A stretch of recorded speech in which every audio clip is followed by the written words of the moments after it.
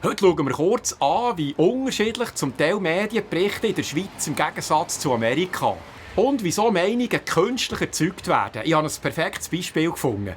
Ciao zusammen, herzlich willkommen zum heutigen Beitrag. Jimmy ist vor ein paar Tagen zu mir gekommen und gesagt, hey, hast du gesehen, was in den Zeitungen steht? Der spinnt ja, der Trump. Und es hat mich dann natürlich Wunder genommen, was da genau gegangen ist. Und habe mich ein bisschen auf die Suche gemacht, wer das da was, wo hat gesagt. Hier die Ausgangslage. Eine grosse Schweizer Tageszeitung hat gemeldet, der Trump drohe mit einem Blutbad im Fall einer Wahlniederlage.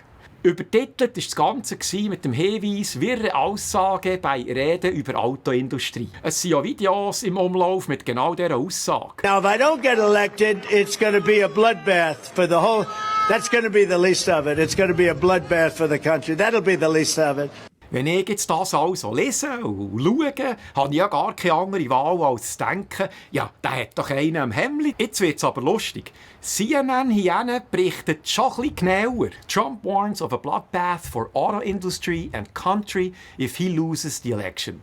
Er warnt also vor einem Blutbad in der Autoindustrie. Ziemlich harmlos wird das Ganze, wo ich dann den ganzen Zusammenhang herausgefunden habe. Der Trump redet also an einer Wahlveranstaltung in Ohio über China, wo zurzeit in Mexiko, nicht weit über die Grenze von hier, grosse Autofabriken baut.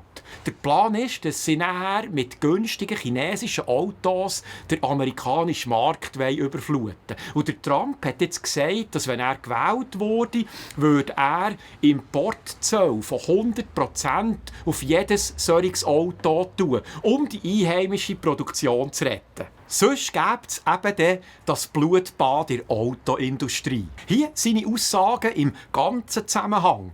China now is building a couple of massive plants where they're going to build the cars in Mexico and they think that they're going to sell those cars into the United States with no tax at the border. Let me tell you something to China. If you're listening, President Xi, and you and I are friends, but he understands the way I deal, those big monster car manufacturing plants that you're building in Mexico right now, and you think you're going to get that, you're going to not hire Americans, and you're going to sell the cars to us. No, we're going to put a 100% tariff on every single car that comes across the line, and you're not going to be able to sell those cars. If I get elected, now if I don't get elected, it's going to be a bloodbath for the whole...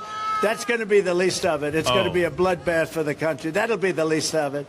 But they're not going to sell those cars. They're building massive factories. Für mich ist es amüsant, wie sie in der Schweiz durch Weglassen Sachen oder mit etwas anderes beleuchten, einfach einen anderen Eindruck erzeugen. Und es ist von mir aus gesehen ein gutes Beispiel, wie jetzt die Zeitung versucht, mit diesen wirren Aussagen ein Bild zu projizieren, so dass wir wie das Gefühl haben, ja, der muss ja spinnen. Mit dieser wirren Aussage kann ja der nicht seriös genommen werden. Es erklärt auch schön, wieso dass die einen das Gefühl haben, das gibt es ja nicht. Wieso findet der gerne noch Unterstützung und andere finden das Gegenteil.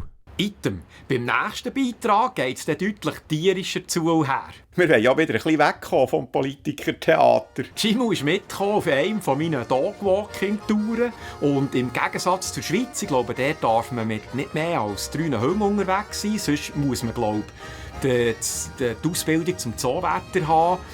Und hier sind wir dann mit 6 bis 10 Hunden unterwegs. Also etwas typisch Amerikanisches. Ich hoffe, ihr seid auch dann wieder dabei.